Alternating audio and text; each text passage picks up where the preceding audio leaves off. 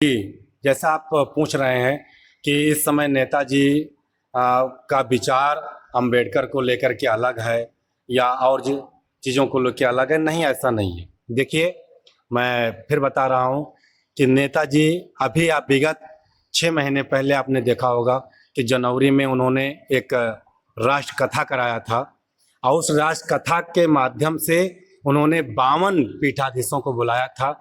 हर उस दबे कुचले व्यक्ति को वहाँ सम्मान दिया गया, वहाँ स्थान दिया गया और सभी जातियों के, सभी वर्गों के, सभी धर्मों के लोगों को वहाँ स्थान मिला। लोगों को वहाँ उस कथा में सम्मिलित किया गया और सबके जन के सहयोग से एक राष्ट्रकथा उन्होंने भव्य राष्ट्रकथा कराया जो ऐतिहासिक राष्ट्रकथा थी। तो नेताजी जो सर्व समाज की बात उठाते हैं, तो इस समय जो बयान आप लोग कह रहे हैं बिहार में दिया और बहराइच में दिया और अयोध्या में दिया, वो कोई एक वर्ग को लेके बात नहीं कर रहे हैं।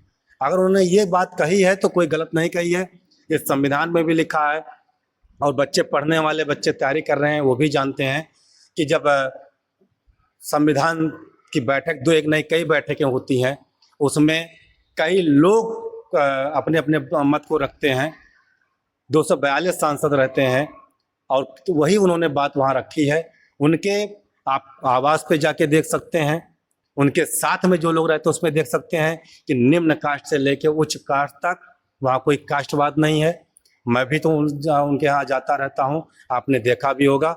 उनके यहाँ चाहे कोई सवर्ण पहुँचता है तो भी वही प्लास्टिक गिलास और लड्डू मिलता है, या कोई निम्न कास्ट का मिलता है तो वही प्लास्टिक गिलास और लड्डू मिलता है। अगर कोई बहुत बड़ा आदमी गया है वो भी उन्हीं के यहाँ उस मड़हे में बैठेगा, वो जहाँ नेताजी बैठते उसी मड़हे में, या कोई निम्न स्तर का व्यक्ति गया है वो भी है। उनके आवाज़ से लेकर के, उनके साथ से लेकर के, उनके आसपास उनसे जुड़े हुए हर आदमी एक जैसा उनके पास रहता है। कोई तारीफ की बात नहीं है। अगर मैं ऐसा कह रहा हूँ तो आप जाके प्रैक्टिकल करके देख सकते हैं।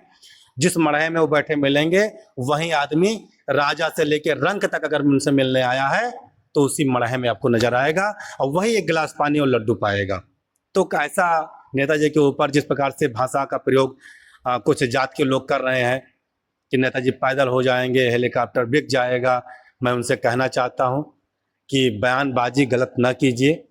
आप किसी भी बात को, किसी भी भाषा को उनके सुनिए, समझिए और मनन कीजिए।